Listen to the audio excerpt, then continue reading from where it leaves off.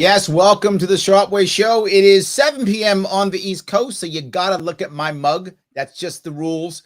I make the rules and then enforce them, I guess. I don't know. I don't care. It's 7 p.m. You're watching me, and that's all that matters. So I'm happy that you're here with me this evening. I really do appreciate it. And as always, if you like what I'm bringing, if you think it's cool, then do the right thing and click that like or hate or smile or hug or whatever button you want to click. But click that button. It does matter. It gets us moving around in the algorithms, in the algorithms. It is important. Let's make that happen. Today, I want to talk about something that I don't always directly speak about. I speak about it often in conceptually, kind of the ideas, but not always directly, not always specifically. And that is actually libertarianism. So I said, you know what? I might want to bring on the guy who literally has libertarianism.com. So I've done so, and I brought in the man himself, the president of the Advocates for Self-Government. That is Mike Sertic. How are you, sir? I am doing well. Great to be here, Larry. Thanks. Yes, happy to have you here. And for those who don't know, you will often see me say, hey, why don't you head over to theadvocates.org, or why don't you head over to libertarianism.com? Yes, this guy runs it. So if you hate it, you can yell at him. I'm kidding, yell at me. But if you love it, you can also... you can yell at me too. We love to hear your feedback, although we appreciate constructive feedback and not just the sort of feedback we get like from, progressives or authoritarians and just you guys suck. That's not particularly helpful. So yes. So if you don't like something, saying how you'd like it to change kind of would be better than just, hey, you guys suck. Yeah, I agree. Yes, absolutely. That would be much better. So I appreciate that. But the thing that I enjoy about the Advocates and about libertarianism.com is that it provides a place for people who are saying, what the heck is this libertarianism stuff? Besides just going to the places that very often speak only about economics. Not that libertarian economics isn't important. It is. Absolutely. It does matter. But it isn't the only aspect of libertarianism. And actually, it isn't the core of it. If that makes sense, right? It makes sense. It isn't the core. So I think the idea of libertarianism.com kind of goes to the core of it. Am I getting it right?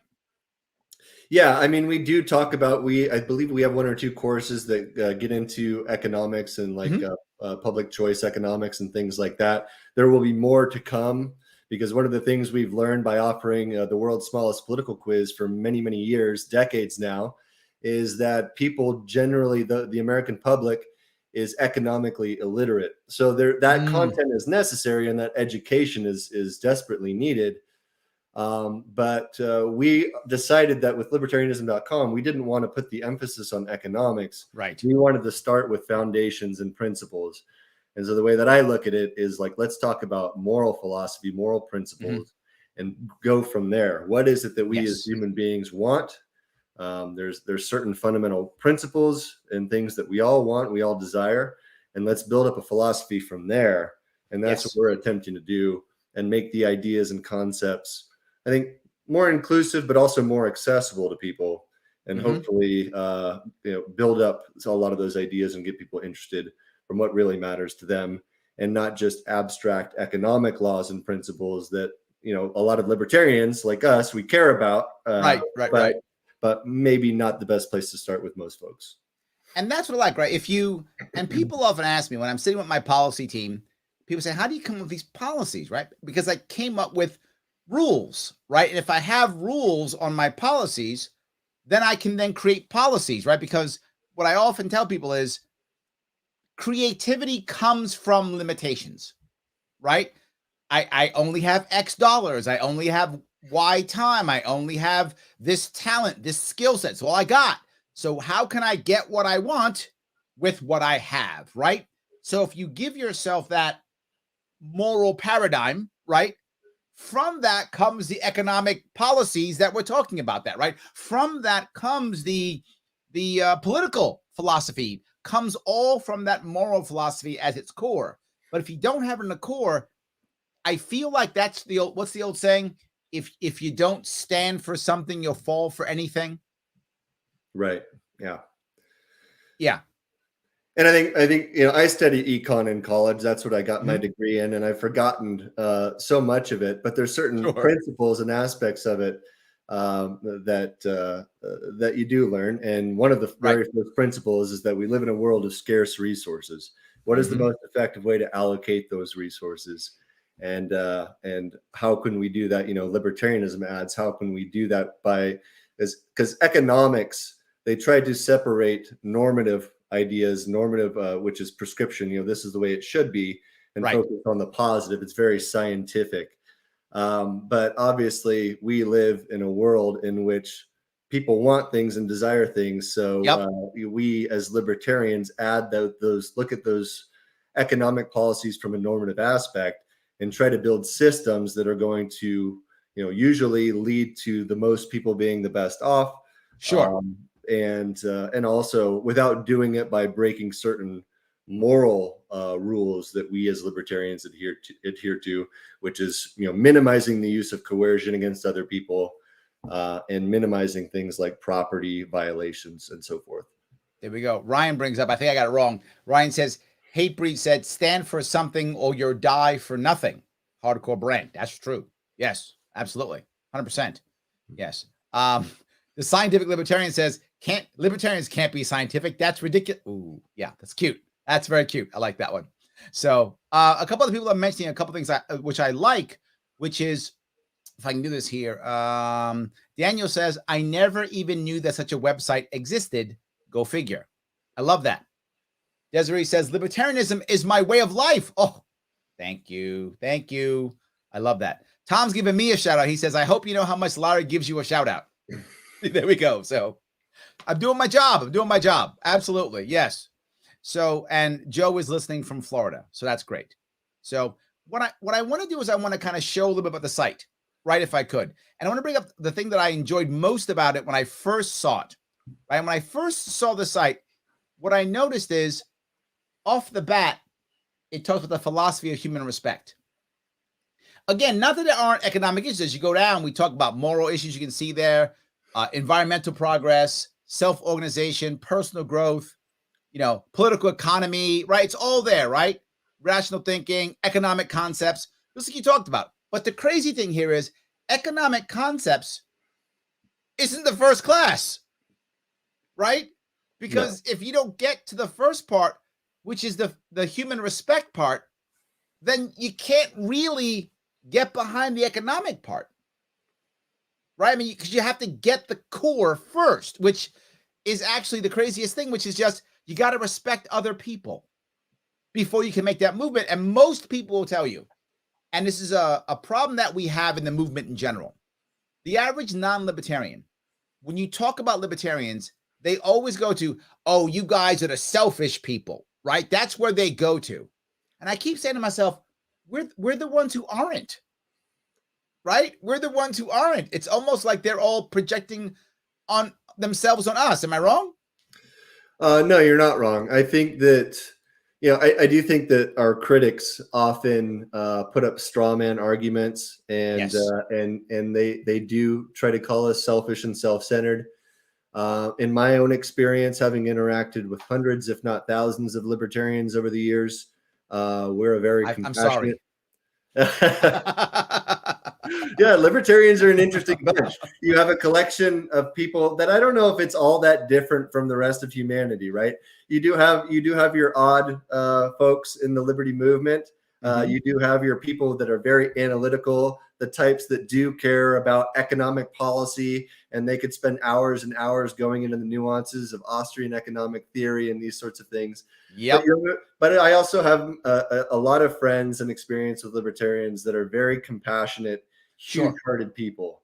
And they are libertarians because they fundamentally recognize how coercion, whether it's government or corporate or business, these different aspects of coercion into people's lives fundamentally reduce their happiness, harmony, and prosperity.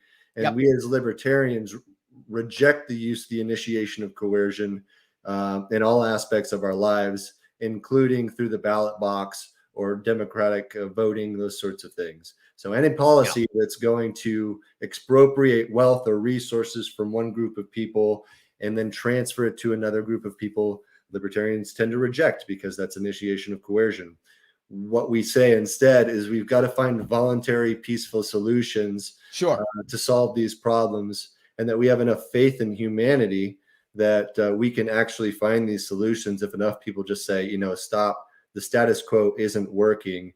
We're actually just putting incentives in all the wrong places and harming far too many people. Let's give freedom a shot. Let's give nonviolence and peace a shot. I love it. And see what happens. So for those of you who want to check it out, you can click that link there. The link is in the description. Check out libertarians.com. I'll talk about a little bit more in a couple seconds. So if you want to head over there, please. And of course, you know, I'm going to ask you. I ask you every single time. I'm not going to stop.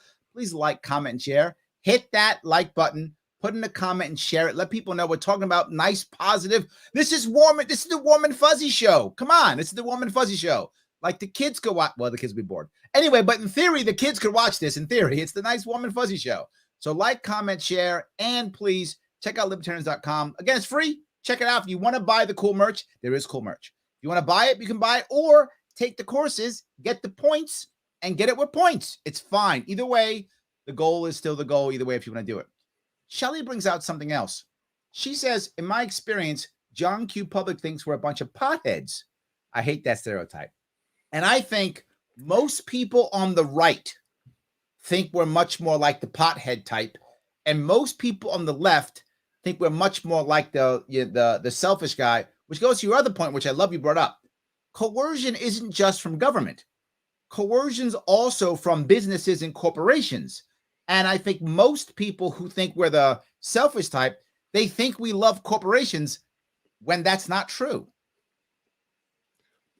Yeah, I mean, especially in recent years where you have very large multinational corporations that have essentially monopolistic positions of market power.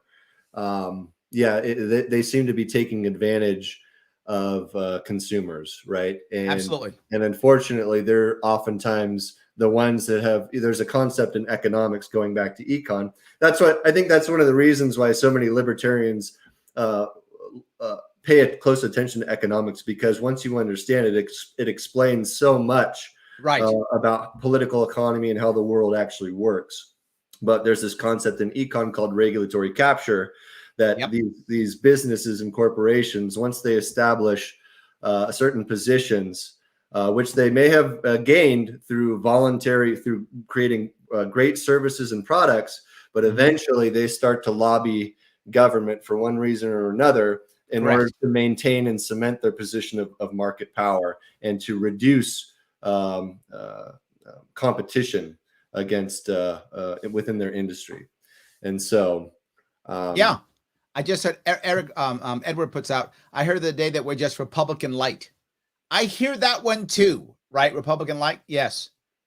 Jonathan says it's easier to assign a dismissive stereotype than to wonder why someone rationally disagrees with you.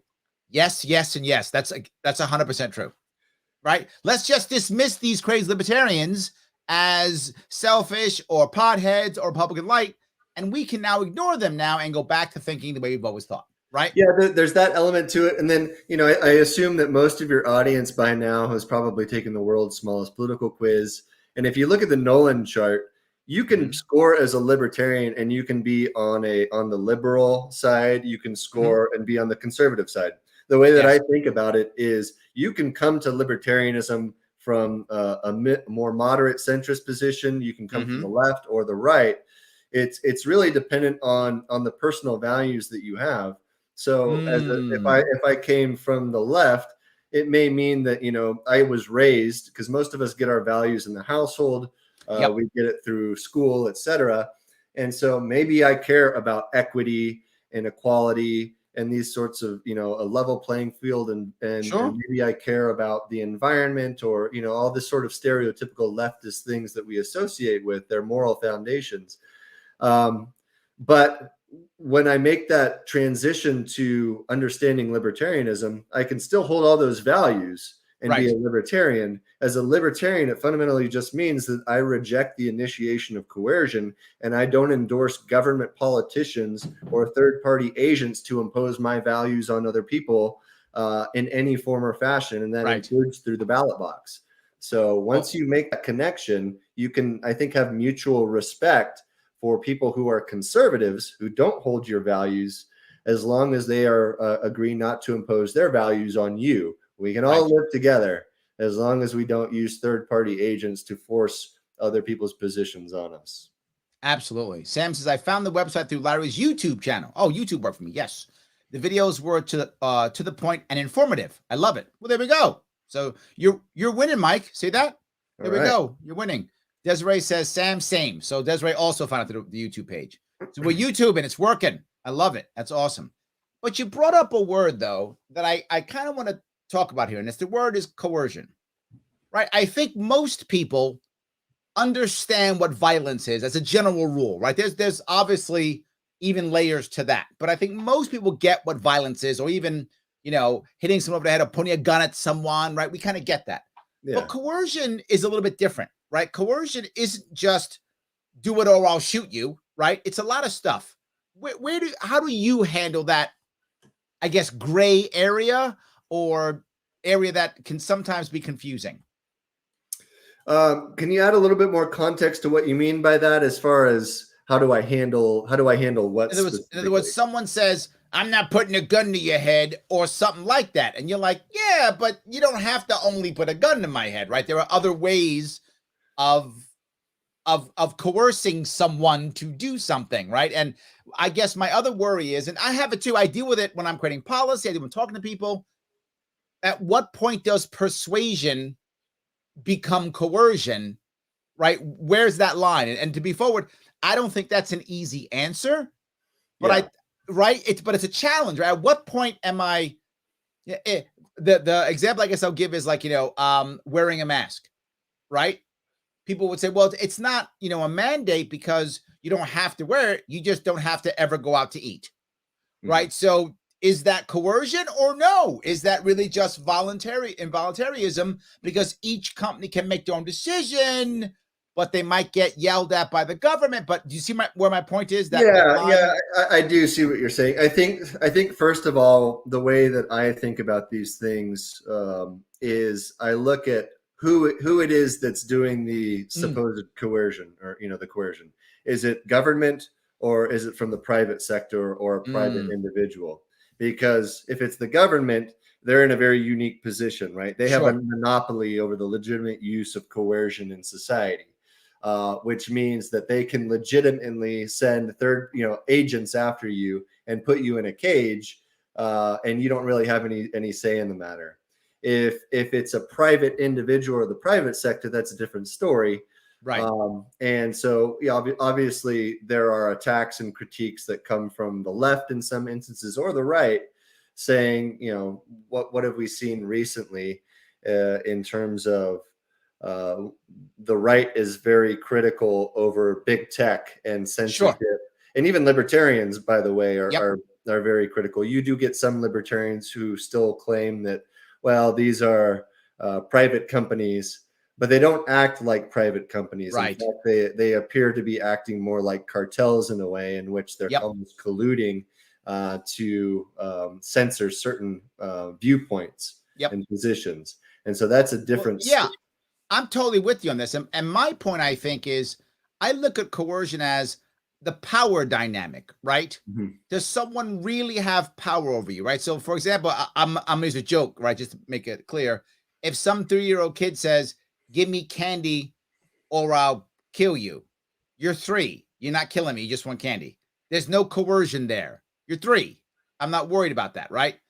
But if you're maybe, I don't know, 6'8", 300-pound wrestler, and you go, give me candy or I'll beat you up, you might really beat me up. So like, I really got to worry about that. Now that's coercion, right? So it's a whole different world. It's a power dynamic, right? If I actually have the power to do something, I feel like that to me is closer to that. Ryan brings up a point. He says, coercion example, mask mandate for restaurants or lose their liquor license. So I guess his point is, I'm not shutting you down. You can still run your restaurant, but you can't have a liquor license, which is probably half of your profits. You're going to go out of business. But I'm not shutting you down. Right. And again, in that instance, that mandate is coming from presumably government officials, right? Right. Sure. And so, libertarians have been criticizing and arguing against those sorts of mandates from the government all along.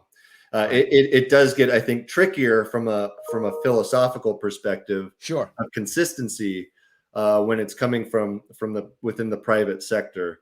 And certain companies have very massive market power, but there again, I would say in a free market, you would have entrepreneurs who would be working to cater to the needs and demands of people who were being, whether in this case, talking about big tech and these companies silenced or censored. You see that now, I think, in a lot of like the crypto space. Sure, absolutely. Emerging technology and ways to circumvent this. But again, you have organizations like the SEC trying to crack down on a lot of these new innovations in blockchain technology in trying to advance what I would say is a very libertarian technology and innovation.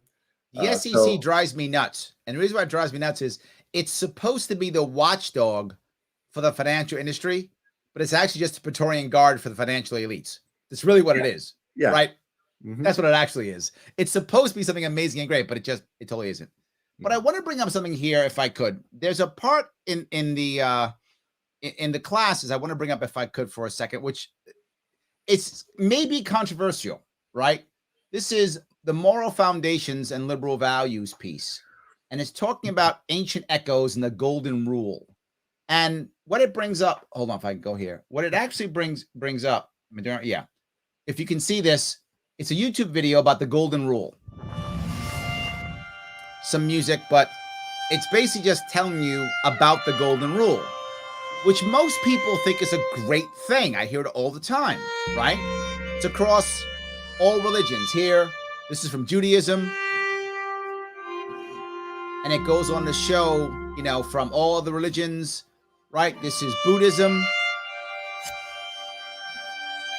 So people got to say, well, the golden rule is awesome. It's in like every religion, every background, right? This is Islam. So it's a critical piece that everyone should be following. And here it's Sikhism. I mean, they found every religion that, is out there of the major ones, and that there's some kind of golden rule in all of them, right? Basically the idea of do unto others as you would have them do unto you, right there. There we go. Christianity, it's the one I know, right? Of course, being Christian, that's the one I know. But, whatever your religion is, you probably know that too, right? So, and the reason why I bring this up is, while this is wonderful, obviously, right? However, I would argue that you can use the golden rule to validate coercion. Now, I know it's controversial, but I want to bring this up because if I say do unto others as I would have done upon myself, then I assume that you want what I want. So I assume that it's okay for me to impose things on you because everybody wants them. And so there's a fringe guy who doesn't want them. I'm hurting the one fringe guy. Everybody else wants what I want. So I should be able to enforce my views upon you. And I would go to the platinum rule, which is do unto others as they want to be done upon. Whether or not I would want them to do it to me or not, right? So I think there is a rule that's stronger than the golden rule. And I would argue that real libertarianism at its core actually goes to the platinum rule, which is you do you, right? The idea that says you may not like it, but it's all right. It's fine. You do you. Am I off on that? No, I actually think that that's a very valid critique. And I think it's something that maybe we'll have to talk more about and see if we can't incorporate maybe we could even create a 1 minute and 30-second video on Larry Sharp's platinum rule. I like it. I do like that. Now, one thing that we do touch on is one of the very first courses that we were requiring people to take in order to advance, and we no longer require it. But it was basically the foundations on the philosophy of human respect. Yep. And I think that actually touches on some of the issues that you were just raising, because we do recognize that that all people have certain desires, and one of those things is that nobody wants to have to be a victim of violence. Nobody wants to have their stuff taken from them. Yep. And that when those things befall someone, they're always made worse off. Absolutely. Our prosperity and happiness is always diminished when we're victims of violence and we have our stuff taken from us. And Absolutely. So that kind of goes to a recognition of basically almost, you could practically call it, for all intents and purposes, a law of human nature. And so we tried to apply that law that applies to all people across all time, with virtually no exceptions, that philosophy of human respect. And if we start from that, and if we can gain agreement on that, then we can, upon that as a foundation, that we can build a philosophy. And that's what we try to do at libertarianism.com. So we'll take a closer look at the platinum rule. But you actually did something close. See, I'm giving a nudge, but I'm also going to save you too, because right after the next one talks about the harm principle, which is close to the platinum rule, right? Michael says platinum rule, live and let live. Oh yes, Michael, you are correct. Yes. But this is the one right afterwards. You talk about the harm principle. Let me cover that one too. See if I can get this one to go. There we go.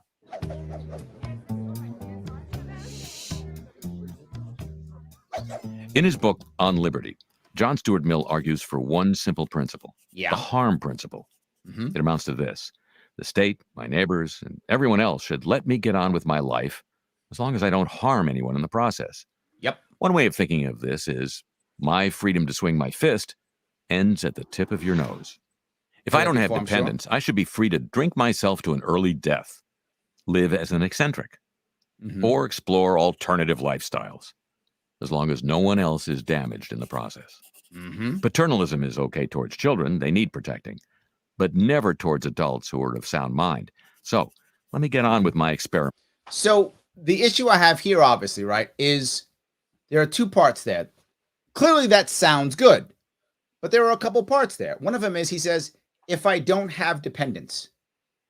So does that mean coercion or the government or someone should be able to push someone if they have dependents? And the second thing he says is of sound mind. Who decides who's of sound mind, right? So I think the concepts are good, but I think still there has to be someone who says, okay, you know what? Larry Sharp's had it. He's gone. We need someone to help him out, right? He is no longer of sound mind. Someone step in and take care of him, right? And then maybe she's like the Britney Spears famous one, right? Where someone's running Britney Spears' life and she's a 20-some-odd-year-old woman and someone's still running her life through a conservatorship. Or we have something where, the reverse, where you're forced to do things through, say, like a family court because you have dependents, and you're punished to do things that maybe you should or shouldn't do.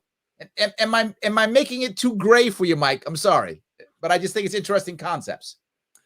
Yeah, I mean, as far as the soundness of mind, I think that you got to have a presumption of sanity or soundness of mind, because that could be a slippery slope if you're going after someone on that basis.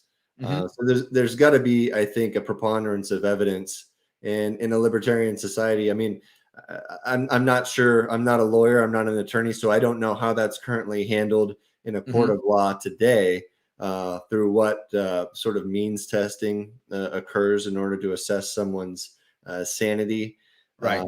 I can usually identify somebody who clearly is insane, but sometimes it is a gray area, and usually even people that are eccentric or strange, I'm not going to label as insane without any very strong or clear evidence to do so.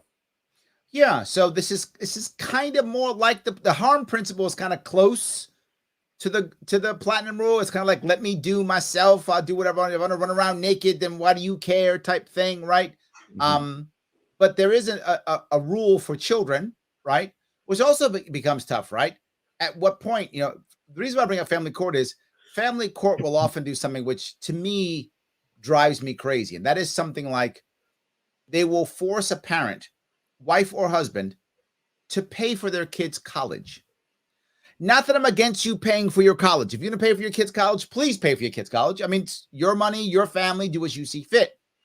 But now law has come in and said that one adult must pay for another adult.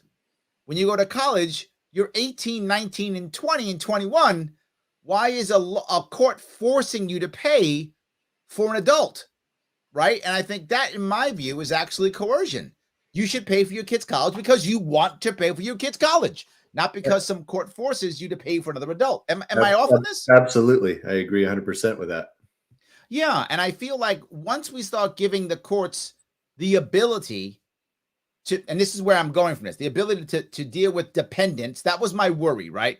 Mm-hmm. Then courts decide who's dependent, who's not, and they just don't stop. My biggest issue is they talk about slippery slope. Man, we see it in a lot of areas, to include family court, but many other areas. But some people don't know this. I don't mean to be focusing on family court, but because of the dependent thing, it got me going on this one, right? It's a pet peeve of mine. If you say, for example, for those who don't know this, if you made, say, $100,000 in your life at one point, that was your high point of how much money you made, $100,000 a year. Good for you. Awesome. Hope you make that all the time. Now, the court will say you have to pay child support based upon $100,000 a year.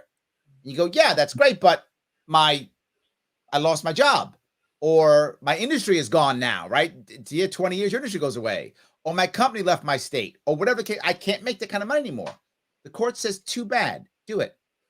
How does a court have a right to say that?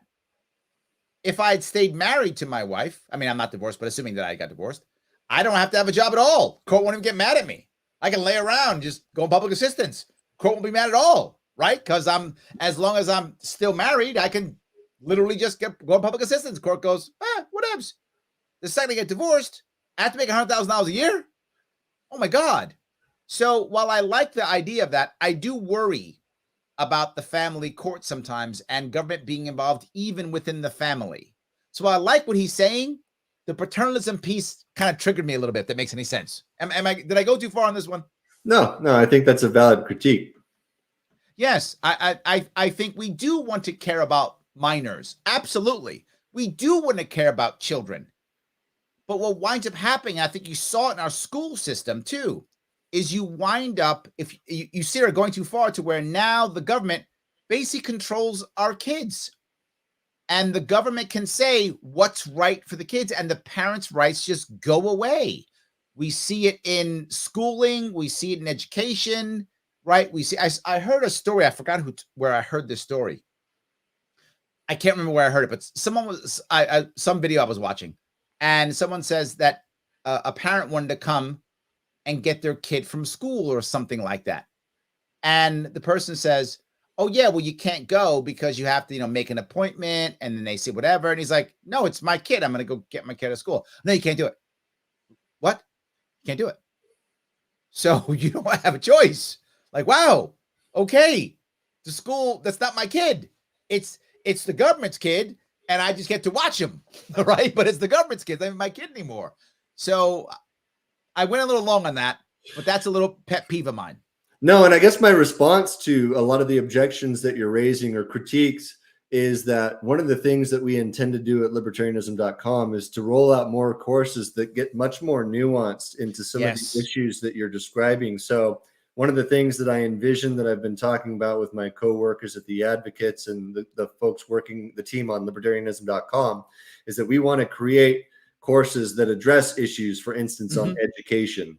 So we would have an entire course focused on free market solutions in education, what we can do in order to actually improve access and outcomes to all students in order to make sure that they're getting a well-rounded good education, but not a one-size-fits-all education as we currently see in the public school system. Likewise with courts and law, I envision that we'll be diving much deeper into some of those elements too. And by the way, this is probably a good point to bring up. If anybody in your audience has any thoughts about a subject matter or courses that they would like to see that are not currently on the site, we're always looking at and listening to suggestions and feedback from folks who are participating. Well, the reason why I brought this up too is why I absolutely love the courses and the videos, as Sam said he does too, is because they're reasons to have conversations and think of what we just talked about. Because the reality of it is the current system is not perfect. And even having a heavily libertarian-based system still is not going to be perfect, right? There's no perfect system. Still, people are going to have problems. People are going to have all types of issues. That's still going to happen. But man, we can make it a whole lot better if we just base it upon the idea of mutual respect. And it seems to make sense, right? Like if you just told someone, wouldn't our world be better if we just based it upon mutual respect? No one goes, no, that's stupid, right? Everyone will go, yeah, that sounds great. And then we don't do it. I mean, you do have cynical people that immediately will cast aspersions and say, oh, well, you're just true. Utopian, you're idealistic. And my response to that is absolutely not. Yes. I went through my idealistic libertarian phase in my early years.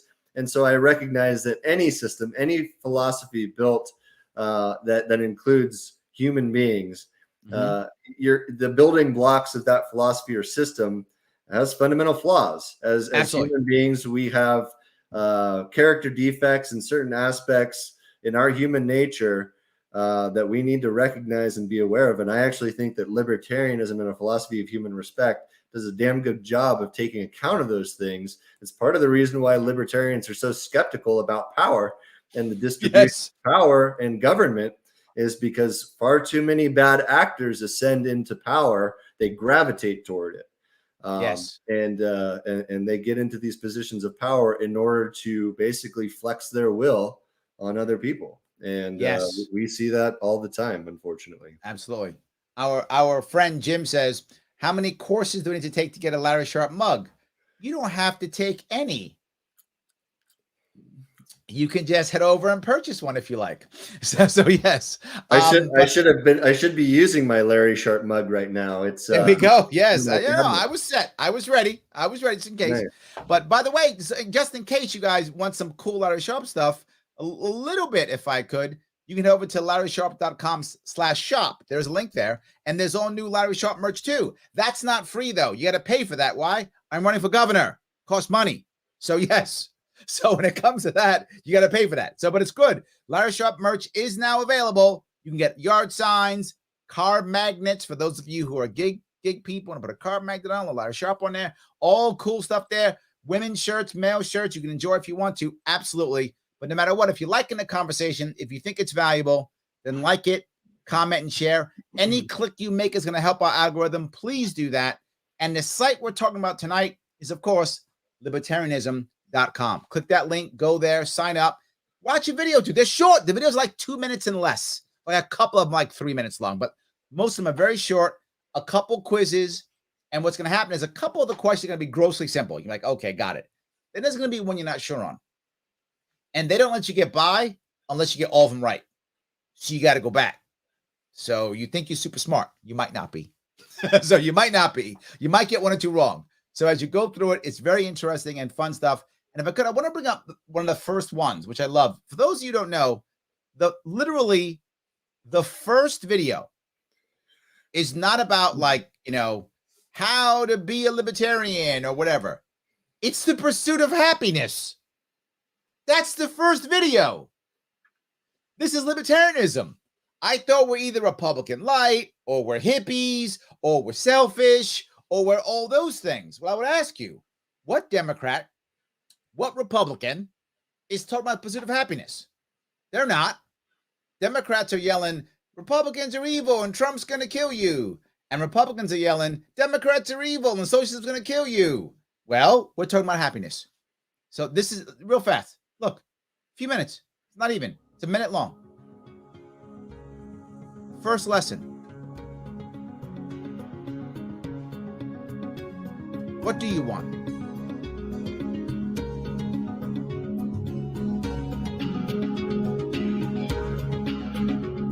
And no one judges you.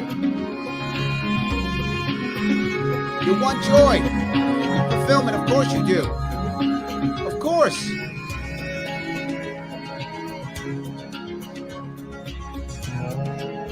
Look at this. Many ways to get there.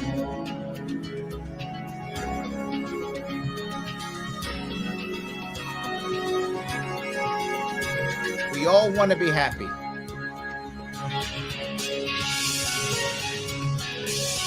That's crazy, right?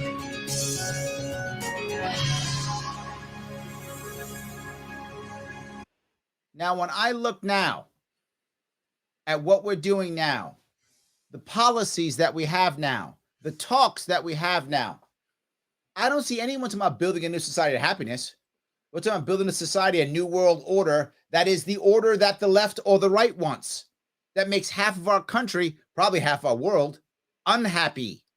We are building a world that makes one side happy and the other side way unhappy. This is the answer, and this is libertarianism. Mike, I don't know if you're a part of this. I know you put us together, but were you part of making this the first video? I love, by the way. I think that amazing. This is the first video, but were you part of that? So I wasn't. I saw the initial script and some of the writing. Actually, my colleague Max Borders was the one who pieced that together in collaboration with myself and a few other colleagues, as well as Chris Rufer, who's on the board of the Advocates for Self-Government. Very big and passionate about talking about happiness as the central motivator and sort of the common thread that connects all lives. When you look at public rhetoric going on in mainstream media and on the left and right, they're all basically trying to appeal to the fear instinct because fear is a great motivator. And so what they want to do is they want to get you afraid of the other side trying to change your way of life, alter society in their image, and take things away from you. And unfortunately, that sells. That sells in the media, that sells in newspapers, et cetera, and that sells in elections. But we don't want to fall into that trap because honestly, we find it pretty degrading and pretty repulsive. And so what we're attempting to do with libertarianism.com is to not fall into that trap and actually try to explain to people reality, or a perspective of reality, that, look, this is the way. There are certain aspects that all of us can relate to, certain desires and motives that we all have, rather than trying to profit off of these sort of disreputable fear tactics. Let's see if we can't unite more people and get them to understand a philosophy that actually is going to lead to better outcomes, more harmony, more social harmony, and more economic prosperity for all people. So that's what we wanted to focus on. So I have to give credit to Max Borders on those videos. I love that. That's where you begin. Now, you might be watching these videos and go, Larry, these videos, all right, 2 minutes is nice. It makes me think. It does. There's no doubt. The videos are very interesting. And I like it best because you can just think about it and say, where is the nuance here? What if I don't like what someone else's happiness is, right? What if I don't like it? Sure. Right? What if I think you shouldn't be smoking weed, right? I think it's bad. You should. I mean, I don't, but sake of argument, I think you shouldn't, right? There is a big difference between should and can't. And if I believe that I'm right and that you shouldn't smoke weed, I don't believe that. But if I did believe that, then I should be able to show you, here is why you shouldn't, and get you to not do it and get you to believe that I'm right. And I feel like we don't want to do that, because you bring up the other part, which is brought up so much throughout the entire series. And I'll give you a quick example of what I love about this part. You bring up in the series often the idea of agents or paying someone else to do it. And when I brought that up to people about that, they always said, well, no, we're not like hiring mercenaries and stuff. Like, that's where their heads went to. Like, I'm hiring some hitman from the mafia to go do stuff. And I'm like, no, that's like the FBI, the IRS. These are all agents of the government. DEC, these are all agents of the government, right? All of these are agents of the government we are paying through our taxes to do things. And I remember once I was talking to a friend of mine from the country. I think it was from Greece. And we're on my porch and we're talking. And he says, Larry, I don't really understand this libertarian thing that you do. Like, he knows that I do it, but doesn't really get it, right? And I said, you know what? Okay, let me ask you a question. You see this? I live in Queens, so our houses touch, literally. So I can point to the window of my neighbor and like point right into his house, right? So I'm pointing to my neighbor and I said, if you looked in that window and you saw a guy in there and he was smoking weed, do you think morally, not legally, morally, it's okay for you to kick his door in, grab that, joint out of his mouth and lock him in a cage, beat him, lock him, put him in a cage? He went, no. I said, then why should cops do it then? Aren't cops just us? We're paying them to enforce what we would be able to do. If what we're doing is moral, shouldn't the cops doing moral things? He's like, huh. I said, but it's saying the opposite. I'm saying not morally, but not legally, but morally. If you looked in there and you saw a guy holding a kid down with a knife up, ready to stab the kid, would it morally be okay for you to kick the door in, punch that guy in the face, grab the knife, get the kid out of there? He said, yeah, of course. I said, yeah, cops should do that too. Yes, cops should do what we would morally be able to do, that we're outsourcing for them to do because they're better trained, right? They have the resources. So they should be doing the same moral things that we would do in theory, but they're better trained. They know well, in theory, it depends on what police force you're in. But in theory, they're better trained and they're surely better equipped, but hopefully they're better trained to do the job, right? That's what we want them to do. You bring up constantly the idea that you don't want to allow someone else to do it. It is very rare that I hear that in libertarian circles. It was about I, me, us. But in libertarians.com, you bring up the idea that we use agents all the time and we don't think about it. Mm-hmm.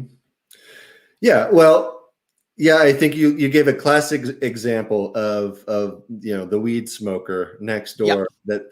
that the neighbor dislikes, finds immoral, whatever the thing is, right? Yep. And so one of the things, so I actually just quit smoking cigarettes. Congratulations. Thank you. Yeah. So I know that smoking is bad for me. But I'll tell you one thing is that if somebody tried to force me to quit smoking, I would not have reacted well to that. I would have found it demeaning. I would have reacted very negatively and poorly to people trying to force me, locking me in a cage, et cetera, et cetera. It would have probably led to lifelong resentments and a hostility towards those agents or authorities. It would have had a whole host of ripple effects throughout the rest of my life. Yep. And this is not conjecture. I mean, we see this with people who have been incarcerated as a result of victimless crimes over the course of their lives and their attitudes and outlook upon police and authorities. Yeah. And so what libertarians' response is look, whether or not smoking weed or, name your drug is harmful and bad, and it may very well be, I don't know about weed, but maybe, some of these are harder drugs. Sure. What we do is we try to find compassionate solutions and try to offer them education, try to give them information, because I think most people know that engaging in a lot of these risky behaviors are harmful. I don't think anybody thinks smoking cigarettes is good. Right. I don't think anyone thinks drinking until you black out is good. Right? I don't think anyone thinks that, right? People might think that lightly smoking is fine or drinking lightly is fine, but no one thinks chain smoking is good, and no one thinks drinking until you black out is good, but people do it. And I guess my point is, look at how many voluntary smoking cessation programs are out there now.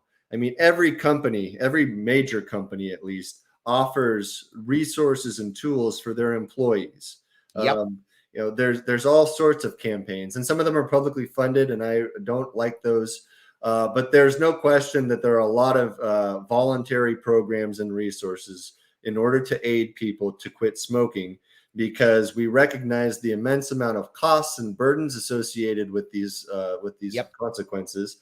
And what we try to do is offer humane solutions to get people off of cigarettes and tobacco. And that's far more, and just, I think, a lot of social pressure that comes around, that comes, that, you know, attitudes and outlooks on the harms of these things, just the knowledge that we've gained.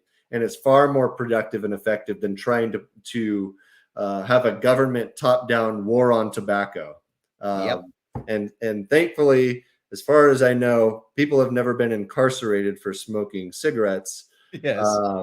I mean, maybe one day. Maybe if you're smoking Cuban cigars or something, I don't know. Oh, that's right. Yeah, you might. Yeah, that's right. Cuban, right? Yeah, because that's the evil ones. Right. But no, it's, you know, it's funny you bring that up, because my mom was an addict, and she basically had to hide that because it was illegal, and the stigma behind it was so bad that she basically had to hide it. I didn't care. I didn't judge her, and I helped to the best of my ability. And that's what got her out of her situation. But, you know, smoking cigarettes, as the example, we'll go from smoking cigarettes to being an addict. Well, I guess you could call them, it depends on how you look at it, but a legal addict. How about that? Is that better? We're all addicts on something. Because one has much more of a negative kind of criminal stigma associated with it. Correct. I mean, there are people who are addicted to video games, right? So whatever, right? Whatever your choice, whatever your thing is, right? But if you're addicted to cigarettes, as an example, because it's not so socially negative, like to your point, there's support for you. Your family doesn't go, I can't talk to him, he's smoking cigarettes, right? They don't do that, right? It's fine. They still hang out with you, and you can get support from it. You have a chance of actually getting your life on track. But my mom was an addict. She couldn't tell anybody. She couldn't share it, right? Now, my mom eventually, well, she was a smoker, and she eventually quit smoking. But that she could share with everybody. She could tell everybody about that, right? You just told everybody about that, right? So I mean, we just do it, right? But my mom told no one about her other addiction because she couldn't. People would judge her. So if she was going to fall back into that, oh my God. So I completely agree. We want to be open. We want to make it legal. We want to let, it sounds libertarian to say it, right? I don't want to say we want to let the market do it because it sounds horrible. What I'll say is this: we want the community to be able to support you. See how nice that sounds? We want the community to be able to support you. And we allow, you know, to bring it back to maybe more a libertarian answer, is that there are social entrepreneurs that care very much about these things. And they also see opportunities where, you know, the market has gaps in it, and they can provide resources and services that maybe don't even exist in order to help people. And that's I remember very much part of a libertarian society. There was a charity, I've forgotten their name, but it's a charity that was going out of its way. It actually is probably early 2000s. I think they might have gone under with the crash of 2008, 2009. But I think it was early 2000s when it was a charity that actually helped people when they came out of jail from any drug related charges. And they assumed that these people could run a business because they were drug dealers. So they took people who were drug dealers, they pulled them out of jail, and they had MBAs, guys who were going to fund them, give them some training, and said, look, you're not run a business, just don't do the violent part. We have cops and courts for you, so you don't require the violence, do the business. And this was private charity. This wasn't a government program, right? Government programs put people back in jail. But the private charity actually helped them out. So I think there's the key, the piece that I really enjoy about that. I think you're completely right. Can I grab a couple of comments if you don't mind? Yeah, you bet. So, all right. Robert says, people like to presume that the government does their best to be just. The best example is family court. I hit a nerve with family court. Yes, I know. It's one of my pet peeves too, Rob. You know it is. If you're a non-custodial parent, people think there must be a reason for that to be the outcome. Merely suggesting that child support is a scam is taboo in most circles.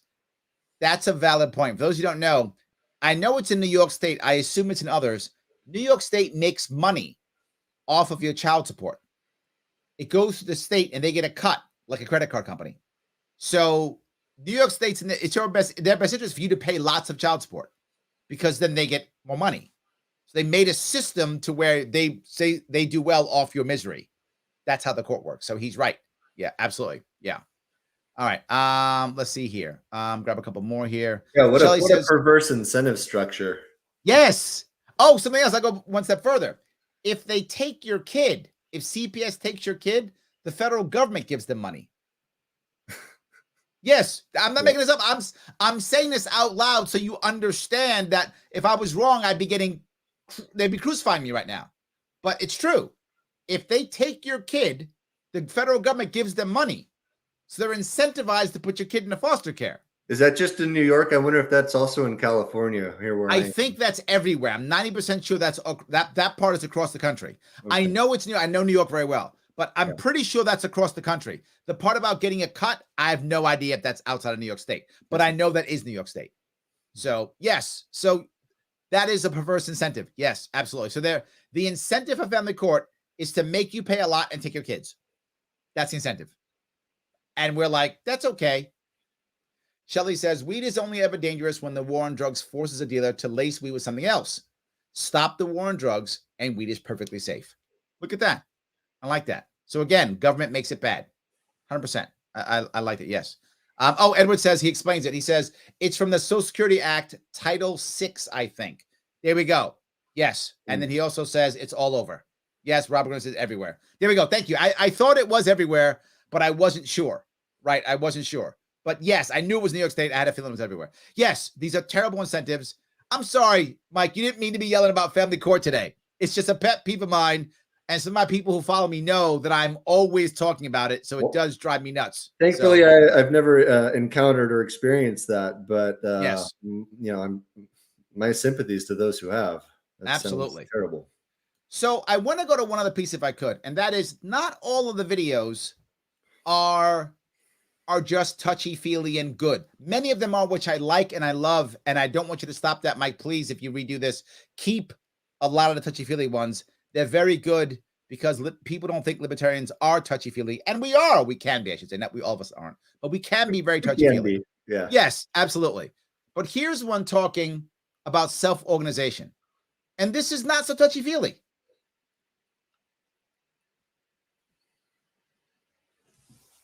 In this video, we'll be talking about the process of self-organization within complex systems and the dynamic interplay between order and entropy that is thought to be required to enable it. We will firstly discuss different theories for the emergence of organization. In so doing, we will look at the first and second laws of thermodynamics. So we don't have to go any further. If you want to see that, you can.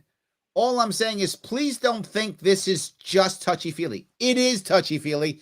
And it should be, and I'm happy that it is. And there's also some hardcore stuff for you to really learn and think about here. There's a lot of good stuff at libertarians.com. It's why I bug you guys about it every time I do a show. It's why I'm always telling you to go there. It's not because I'm nuts. I mean, I am nuts. But that's not the reason why I do it. I do it because it matters. And with me running for office now, I'm all over the place. This is a great place to go. But more importantly, it's a great place for you to show your friends, your family, those who you care about, hey, libertarianism is about this too. You can go here, look at it. And if you do it with your family and friends, you can have real conversations. And before you know it, you're yelling about family court. See, that's all that matters anyway. You do it enough times and you're yelling about family court. But there are a lot of things that you can do that you can make things better and clearer by using this resource. So I just want to say that, Mike, I want to say it's not just touchy-feely. That's what I want to say. Absolutely not. No. So I did not design these courses. I had some input on a number of them. I don't consider myself an intellectual, but we had some very knowledgeable. So I already mentioned Max Borders. Max has worked at the Foundation for Economic Education, Social Evolution. Very intellectual guy, understands all sorts of interesting nuances and aspects of libertarian philosophy as well as other philosophies. He and a few other guys were primarily behind putting together the curriculum and coursework. So some of the content does get pretty heavy, pretty deep. Yep. Like the video that you just started. It goes into things that I actually didn't even know, and I've considered myself a fairly knowledgeable, well-read libertarian for many years. So I think that even if you're somebody who understands libertarian philosophy quite deeply, there's still opportunities to learn from some of this content, like I did when I went through some of it. So, and that being said, like I mentioned just a little bit ago, we're always looking to add more courses and content. So keep an eye out, keep coming back to the site. I would imagine later this year, we'll probably have at least a few more courses on libertarianism.com. Yes, you see it here: self-organization, self-government, personal growth and development, dynamics of political economy and public choice, knowledge, rationality, right, and critical thinking. I mean, this is stuff that you could really enjoy. Your kids could watch this too. But of all the cool things you get, you also get cool merch. I mean, come on. Not too bad. You get a human respect shirt, which is kind of cool. I like that one. But, that isn't the only one. There's a whole bunch of them. If you want to check that out, you can check the store out. Lots of them here you can see. The one that I happen to like, I like Persuasion, not Coercion. That one I like. And I like the Rules About Rulers. These are my two favorites of the bunch. There's a bunch of them. Those are my two favorites. I don't know, Mike, where am I going? Which ones are your favorites? I'm a big fan of Persuasion, not Coercion. And actually what I was going to say on that is we've been talking, going back to the new courses. One of the things that I think libertarians that I've spoken with over the years have long lamented is that libertarians could be far more effective communicators of libertarian ideas and philosophy. So one thing that my colleagues and I have been talking about, because libertarianism.com is a project of the Advocates for Self-Government, and our bread and butter historically has been equipping libertarians with the tools and resources to be more effective communicators of libertarian ideas. We want to actually create a track on libertarianism.com for people who are libertarians and interested in these ideas, how they can actually be more effective communicators to non-libertarians, right, and get these ideas across in a way that resonates with them. And unfortunately, as so often is the case, it doesn't repel people or push them away further. So I see. Okay. Kirsten says, not coercion, but let's be better communicators and better persuaders. Kirsten says the suggestion would be nice, especially in the mandatory starter quiz, if I could just go straight to the quizzes. They've changed that, Kirsten. When they first did it, you had to do the first one. Now you don't. Now you can go to any one you want now. That's right, isn't it, Mike? That's right. Yeah. That should be the case, where if you register, you're no longer required to take that introduction to the philosophy of human respect. I still encourage everybody to check that one out. But you can jump around and take courses that interest you. There we go. See, great. Chip says, good show, Larry. Thank you. So Chip likes it. That's good. Thanks, so, Chip. Shelly says something crazy. Shelly says, I have 132 foster siblings. Oh my God. Nearly half placed for no known reason. I am blown away by that, Shelly. Wow. That seems like impossible. I mean, I've met Shelly. I think she's telling the truth.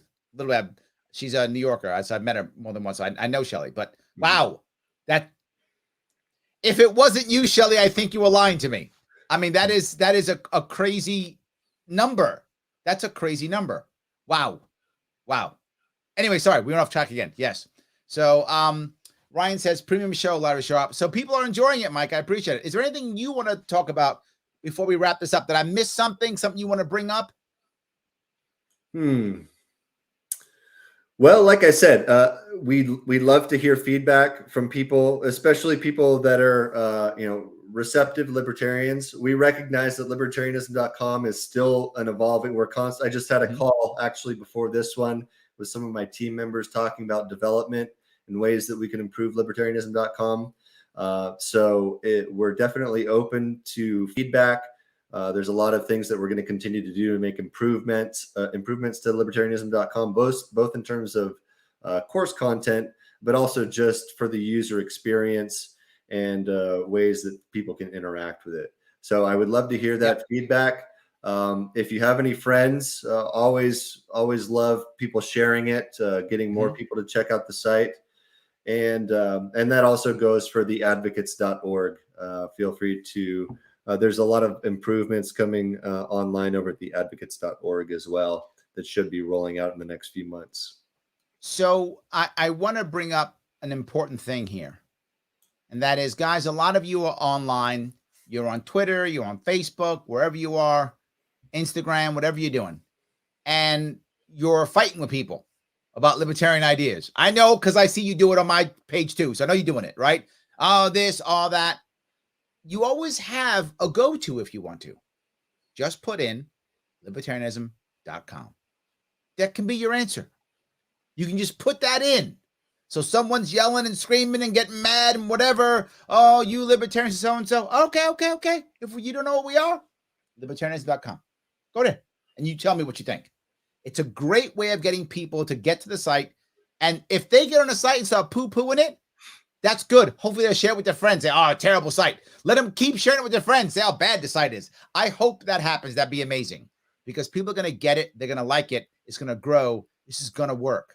It is a great resource to use. It's a great place to send people who are upset, younger people, whatever the case may be. It does matter tremendously. Mike, I want to say thank you so much for coming out today.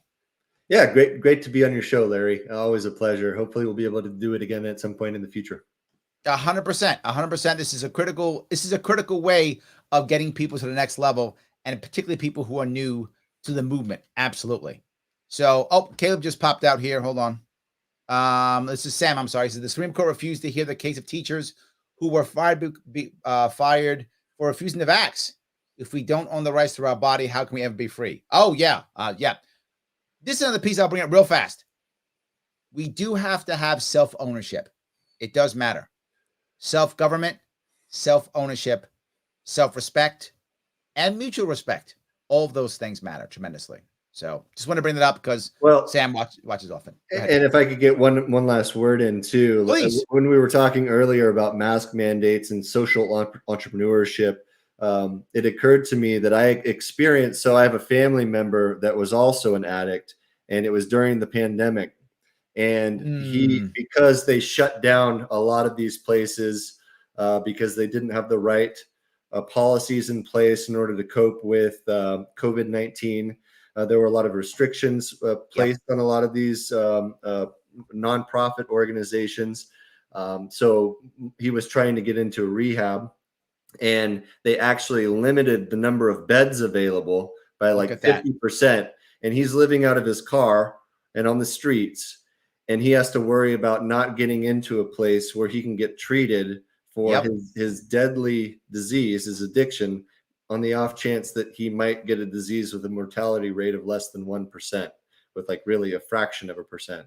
And so these are the sorts of things that, whether or not these sorts of government COVID mandates were well-intentioned, have very perverse, negative, unintended consequences. And I think actually, in my opinion, probably led to more deaths when you factor in all the different causes of mortalities and ways that it affected people negatively than COVID actually did. So I completely agree with you. Shelly says my neighbor couldn't get help during lockdowns. Yeah, I know a lot of people that way. Why do you think there is so much violence with the mentally ill in New York City? So much. What happened? All that violence started around 2020 and 2021. What was happening during those 2 years? Yeah, it wasn't that people all of a sudden got, had more illness. It's because they weren't getting help. People who needed help weren't getting help. And the worst part is, this goes right to Sam's point. If we own our own body, we choose what risks we want to take, right? If my mom had been alive, maybe she would have chosen the risk of getting COVID over not getting help for addiction. She might have chosen that. And that's her life to choose, which she thinks is worse. Not right. It's a whole different issue. So yes, I completely agree. So anyway, we've yapped away. I kept you here too long. You got stuff to do. I get it. Thank you so much for coming. I appreciate it, guys. Libertarianism.com, or click that link right there. Head on over. Share it with your family and friends. It does matter. It is important. The more people who know this, the better off we're going to be. Also, if you can afford to, we're a nonprofit organization, so we rely on donations. If you could spare a few bucks and want to support the cause, go to theadvocates.org and you can make a contribution there. Really appreciate your support. Absolutely. Theadvocates.org or libertarianism.com. Remember, one is .org, one is .com. Don't mess it up. Advocates.org, libertarianism.com, or LCOM and .org. You decide how you want. I don't care. But as long as you do that, if you want to donate, please donate. buy some swag, donate, take some tests, but more important than anything else, share, share, share, share. Guys, have a great night. Mike, thank you so much. I will see you all very soon.